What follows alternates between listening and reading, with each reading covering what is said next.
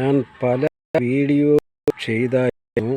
അതായത് മരച്ചീനിക്കായ വേരെടുക്കുന്ന പല വിദ്യകളും, അതായത് കട്ട് ചെയ്ത് തൊലിയിളക്കി എടുത്തിട്ട് വേരായിട്ട് നടുന്നതും, നട്ട കമ്പിലെ മുകളിൽ ടോപ്പിൽ കട്ട് ചെയ്ത് അതിൽ നിന്നും വേരിറക്കുന്നതും, കമ്പ് രണ്ടായിട്ട് കീറി വേരിറക്കിയതും, നാലായിട്ട് കീറി വേരിറക്കിയതും, ഇളംകമ്പിൽ വേരിറക്കിയത്, കഴിഞ്ഞ വർഷം നട്ട കമ്പിൽ തന്നെ അതിൻ്റെ ചുവട് കട്ട് ചെയ്തിട്ട് ബാക്കി നട്ടുള്ള വേരിറക്കുന്നതും ഞാൻ കാണിച്ചായിരുന്നു.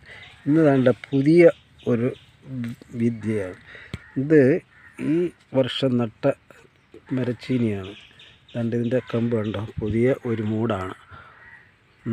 ഈ പുതിയൊരു മൂട്ടിൽ ആ പുതിയ കമ്പിൽ തന്നെ ഞാൻ കട്ട് ചെയ്ത് കൊടുത്തതാണ്. അതുകൊണ്ട് അതിൻ്റെ വേര് കണ്ടോ, വേര് കട്ട് ചെയ്തിട്ട് ഞാൻ ഇതിൻ്റെ സൈഡിൽ ഉണ്ടോ സിമൻറ്റ് കട്ട വെച്ചിട്ട് അവിടെ കട്ട് ചെയ്ത ഭാഗം വരെ മണ്ണിട്ട് മൂടിയതാണ്.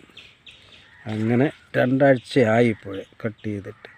കണ്ടോ അതിൻ്റെ വേരിറങ്ങിയിരിക്കുന്ന സാധനം. നമ്മൾ മരച്ചീനിക്കമ്പ് കട്ട് ചെയ്ത് നട്ട് കഴിഞ്ഞാൽ ഇത്രയും വേരിറങ്ങില്ല. കണ്ടോ ഇതിൻ്റെ വേര് കണ്ടോ, അതിശയിച്ചു. ഇത്രയും വേരുണ്ടാകുമെന്ന് ഞാൻ വിചാരിച്ചതല്ല.